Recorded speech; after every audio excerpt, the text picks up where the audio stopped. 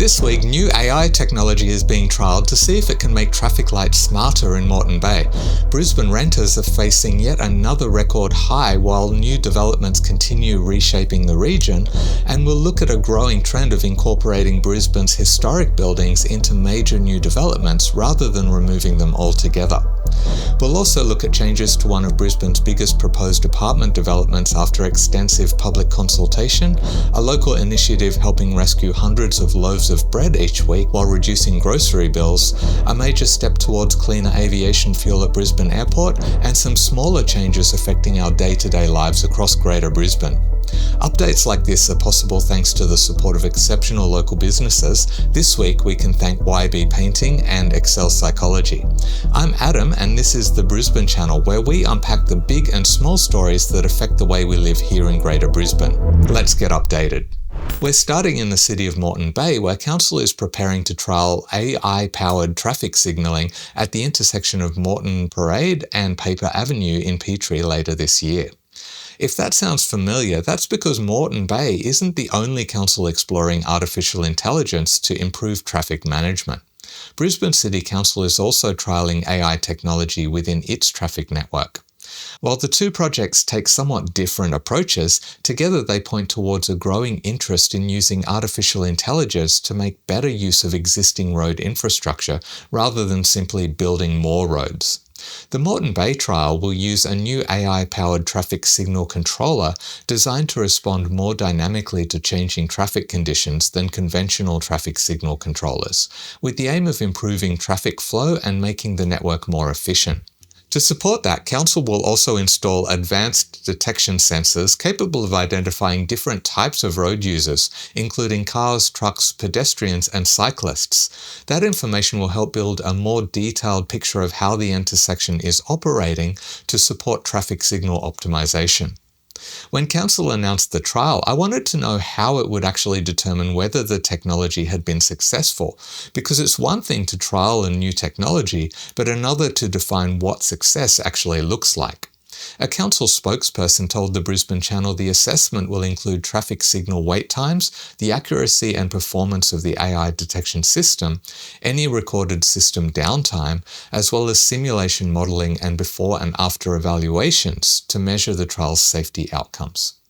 I also asked what would happen if the trial proved successful, and the spokesperson said Council would consider deploying the technology more broadly across Moreton Bay, including replacing aging traffic signal controllers. Future locations would be selected through a structured assessment process, taking into account operational challenges, strategic objectives, and where the technology could deliver the greatest safety, efficiency, and network management benefits. So while this trial involves just a single intersection for now, it could become the first step towards a broader rollout across the city. And with Brisbane City Council also exploring the use of artificial intelligence in traffic management, it'll be interesting to see whether AI becomes an increasingly common part of how traffic is managed across the Greater Brisbane area over the coming years. If you've been watching the channel over the past few weeks, you'll know we've spent quite a bit of time covering rail disruptions caused by industrial action and signalling issues. But they're not the only things that can bring trains to a halt. Another cause of delays that often flies under the radar is bridge strikes, where an overheight vehicle collides with a railway bridge. Queensland Rail says there have already been 157 bridge and protection beam strikes across the southeast Queensland rail network between January and May this year alone. To help tackle the problem, Queensland Rail has begun trialling new height detection technology at two Ipswich locations, Dixon Street in Wookaraka and Layard Street in Goodna. Using height sensors and an electronic message sign, the system identifies overheight vehicles before they reach the bridge and immediately displays a warning sign to the driver, helping prevent the collision before it happens. The two locations weren't chosen at random either. Queensland Rail says the Dixon Street Bridge is one of the 20 most frequently struck bridges on its network, recording 47 bridge strikes in 2025 alone. I asked the Department of Transport and Main Roads whether this was simply a local trial or the beginning of a broader rollout. They forwarded my inquiry to Queensland Rail, who told the Brisbane Channel the technology will be deployed at other bridge strike hotspots across southeast Queensland following this trial. Queensland Rail also said the data gathered during the trial will help determine how the technology is used in the future, with rollout locations prioritised based on bridges that are struck frequently and sites suitable for the trailer-mounted detection system. So while the trial is currently focused on 2 locations in Ipswich, it could become part of a broader strategy to improve the reliability of the South East Queensland rail network by helping reduce one of the less visible causes of disruption. Another story that stood out this week wasn't just about a new development, it was about what happened after the community had its say. One of Brisbane's biggest proposed apartment developments has undergone a significant redesign after receiving more than 500 public submissions during the consultation process. The proposed Toowong Central redevelopment on the former Woolworths site beside Toowong Village would transform the long vacant block into a major mixed-use precinct with new homes, retail space, student accommodation, a retirement village, and a build-to-rent tower. But following community feedback and concerns raised by Brisbane City Council, the developer has lodged revised plans. The most obvious change is the height. The original proposal included a tower reaching 58 stories. Under the revised plans, the tallest buildings would now be between 37 and 39 stories. Interestingly though, while the buildings are shorter, the number of towers has increased from 4 to 5. The revised plans also include greater setbacks between buildings, more retail and dining space, changes to traffic arrangements, and the heritage-listed Carver & Co building would now be retained, relocated within the site and potentially repurposed as a restaurant or bar rather than sitting beneath one of the towers. Developer Verso Projects says the redesign reflects more than 2 years of consultation and maintains over 5,000 square metres of publicly accessible open space. Not everyone is convinced, however. Local councillor Penny Wolfe welcomed the revised proposal, saying it reflects the role of community and council feedback in shaping a better outcome for Toowong. But Greens MP Michael Berkman argues the project still exceeds the area's planned building heights, doesn't include affordable housing, and doesn't provide enough genuine green space or deep planting. So while opinions remain divided over the final design, there's something else worth noting here. Public consultation didn't simply tick a procedural box. More than 500 submissions resulted in a proposal that was materially different from the first one presented to the community. That's particularly relevant at the moment because Brisbane City Council is currently seeking public feedback on proposed changes to its governance, transparency, and decision-making processes. It's a topic I'll be exploring in more detail in a future video, but if you'd like to read the proposals or make a submission yourself, I'll put a link to the consultation page in the video description. Speaking of the way Brisbane is changing, another trend that stood out this week is the way several new developments are incorporating historic buildings into their designs rather than removing them altogether. The revised Toowong Central plans we just discussed incorporate the heritage-listed Carver & Co building into the development. Other recent examples across Brisbane include Abbotsford House, where new residential towers are being built around the historic home, and the recently unveiled plans for the Shaftesbury House redevelopment at Kangaroo Point, where the heritage-listed house is set to become a shared residence space as part of the Capella Residences development. While every project is different and heritage proposals often generate debate, taken together these examples suggest adaptive reuse may be becoming a more common approach as Brisbane continues to grow and redevelop. While new developments continue to reshape the region, the cost of living remains front of mind for most of us, and this week there were several updates worth keeping an eye on. While Brisbane's property market has shown signs of cooling in recent weeks, the rental market is telling a different story. New figures released this week show Brisbane's median advertised rent has reached another record high, climbing to $695 per week. According to REA Group, that's up from $680 last quarter and $650 a year ago. Interestingly though, the increase wasn't spread evenly across the market. House rents were unchanged over the quarter, remaining at a median of $700 per week, while unit rents increased to $660 a week, suggesting units accounted for most of Brisbane's rental growth this quarter. The figures also come at an interesting time. Over the past few weeks, we've covered Brisbane's first decline in median house prices in more than 3 years, lower auction clearance rates, and signs that the sales market is slowing. But despite those changes, the rental market continues moving in the opposite direction. Industry groups continue pointing to one of the biggest long-term challenges: supply. This week, new industry figures again highlighted concerns about shortages of construction workers in the years leading up to the 2032 Olympic and Paralympic Games, with estimates suggesting Queensland could face a shortfall of around 35,000 construction workers as demand peaks. Whether or not those forecasts prove accurate, the underlying point remains the same. Building enough homes remains one of Greater Brisbane's biggest long-term challenges. Life in this rapidly growing city can be overwhelming, and if you need support with things like anxiety, depression, managing ADHD, or relationship challenges, you should consider contacting Excel Psychology. They're a warm and inclusive psychology practice based in Spring Hill, just a short walk from Central Station. They've got a diverse team of clinical and registered psychologists, and they focus on matching you with the right person for your needs, often with relatively short wait times. They also offer Medicare rebates with a mental health treatment plan and support for work cover and NDIS participants. If you'd like to find out more, you can scan the QR code on screen or check out the link in the description. While we're talking cost of living, a Brisbane-based company is expanding an initiative aimed at reducing both food waste and grocery bills. Funky Food, which began in Brisbane before expanding into other partnership with Sonoma Artisan Bakery to rescue bread that might otherwise go to waste. The company says it expects to rescue around 700 loaves each week from Sonoma's Brisbane bakery, with the bread then offered to customers at heavily discounted prices alongside the rescued fruit and vegetables Funky Food is already known for. According to the company, the partnership began after conversations between the two neighbouring businesses about the amount of perfectly good bread being discarded each day, at a time when many households were looking for ways to reduce their grocery bills.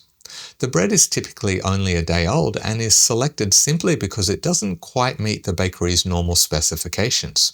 It may not look quite the same as the loaves on the shelves, but Sonoma says it's just as delicious.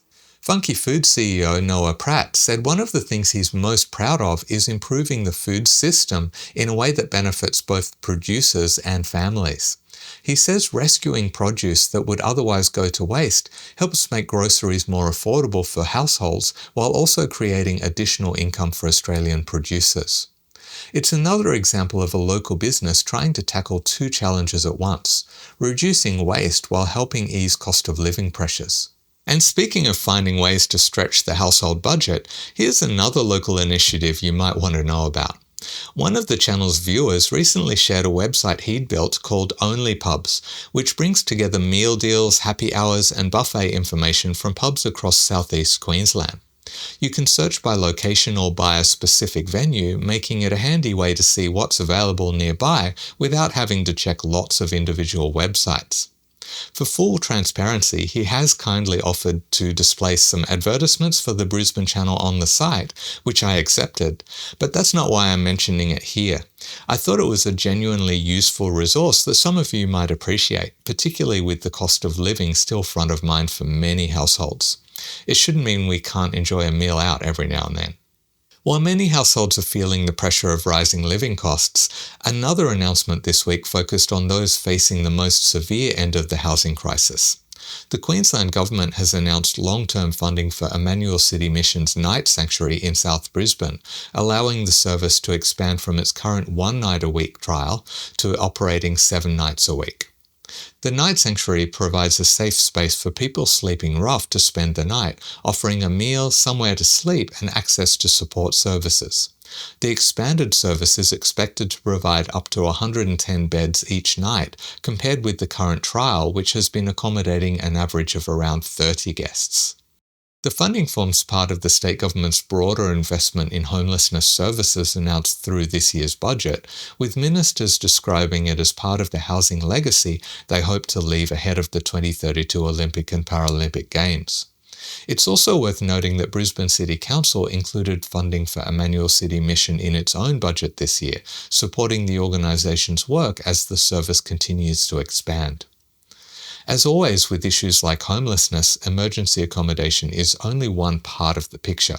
Longer-term housing, support services and pathways into stable accommodation remain ongoing challenges, but this announcement significantly increases the capacity of one of Brisbane's frontline homelessness services. A near miss between an e-scooter rider and a toddler at Howard Smith Wharves has also reignited debate over one of Brisbane's busiest shared pathways. The incident, captured on the rider's helmet camera, showed a young child suddenly running across the path before the rider swerved to avoid a collision. Not surprisingly, opinions were divided over who was at fault. Some blamed the rider for travelling too quickly through a busy pedestrian area, while others argued the child had unexpectedly run across a shared path where riders also have a legal right to be. But Bicycle Queensland says the focus should be elsewhere. Responding to questions from the Brisbane Channel, Chief Executive Matt Burke said the real problem is with the design of the precinct itself. He argues the route is one of the busiest cycling corridors into Brisbane's CBD, yet riders, pedestrians, outdoor dining and vehicle access are all forced into the same constrained space. Bicycle Queensland says a separated bikeway is now needed more than ever to reduce the risk of future collisions. The comments echo concerns that have been raised for several years around the way Howard Smith Wharves balances its role as both a major dining precinct and an important active transport link. When asked about the incident, Housing and Public Works Minister Sam O'Connor pointed to the Queensland Government's new e-bike and e-scooter laws, which came into effect this month. Among those changes is a requirement for riders of e-bikes and e-scooters to slow to 12 km per hour when passing pedestrians on shared paths. Whether that ultimately addresses the underlying concerns about the site's design remains part of the broader debate. There are a couple of small changes coming to waste services across Greater Brisbane. In the Redlands, Redlands City Council is introducing a new fair use system for its mainland recycling and waste centres from October. Each registered passenger vehicle at rate-paying addresses will receive 12 free landfill and green waste visits each financial year. Once that allocation has been used, gate fees ranging from $15 to $70 will apply, depending on the type of waste and the size of the load.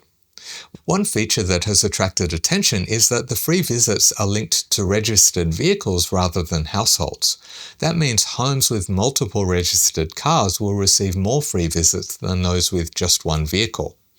Council says it has deliberately chosen that model because its waste facilities already use vehicle-based access, making it simpler and cheaper to administer than creating a household-based system. It also says allocating visits per vehicle ensures rental tenants receive the same access as owner-occupiers and avoids the need for residents to carry waste vouchers. Council also says that 91% of households already use the facilities fewer than 12 times a year, with the changes forming part of a broader overhaul of how the waste services are funded. Meanwhile, in the city of Moreton Bay, don't be surprised if your general waste bin suddenly changes colour over the next few months. Council has begun replacing its remaining pale green general waste bin lids with red ones as part of a statewide standardisation program designed to make waste collection and sorting more consistent across Queensland. The change won't affect what goes into your bins or your collection schedule. It's simply intended to create a consistent colour system, with old lids and bins being recycled into new ones as they're replaced. A quick thanks to this video's other sponsor, YB Painting Services. If you're planning on updating your home or workspace, you'll be happy for the discount being offered by YB. The multi-award-winning team offer fixed pricing and a 5-year warranty on their work, so you know exactly what you're getting up front.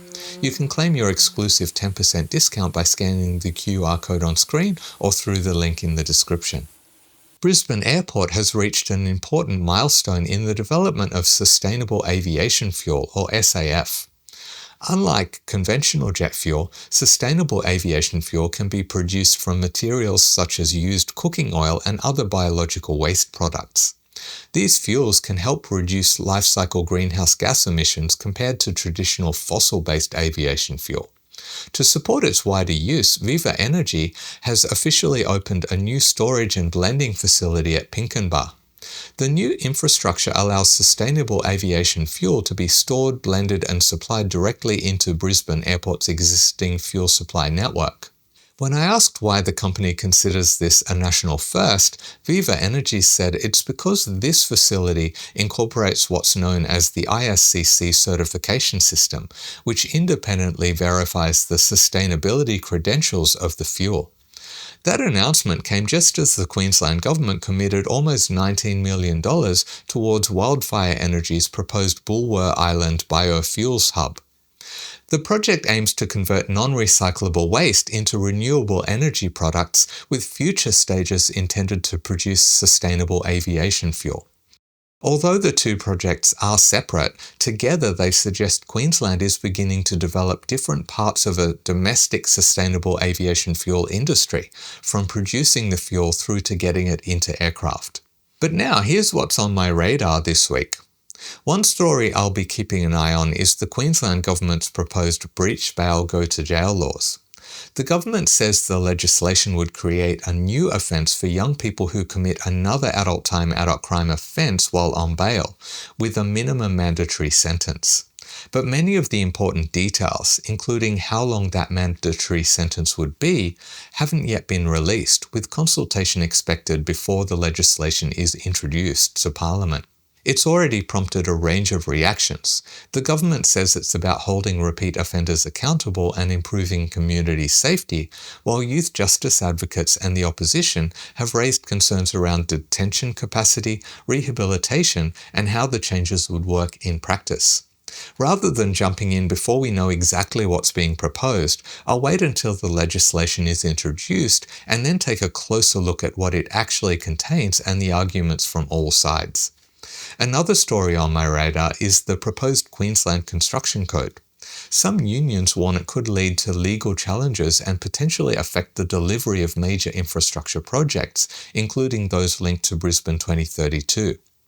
With the Commission of Inquiry still seeking feedback and the government yet to respond to any recommendations, it's another story where I'd rather wait and see exactly what emerges before taking a closer look. And the final story on my radar is debate around Shell's sponsorship of Queensland Museum's educational materials. I've already started digging into that one, but the more I investigate, the more questions it raises. So rather than rush it, I'm going to take more time to follow the evidence and then share the journey with you in a future episode of The Unpack. Yeah, that's something new coming to the channel. Now, I'd just like to thank everyone who supports the Brisbane channel through Buy Me a Coffee or channel memberships. Your support helps me spend more time following up stories, attending events, and asking the extra questions that often don't make it into initial news reports. It's genuinely helping the channel grow into something bigger, so thank you. And if you'd like to help support that work or access extra behind-the-scenes content, full press conferences and podcasts, you'll find links in the description below and of course the Buy Me a Coffee QR code here. If you'd like to keep exploring what's happening across Greater Brisbane, here's a playlist with all the weekly videos for you to check out. Condolences to all the passionate Queensland Rugby League supporters, and we're done.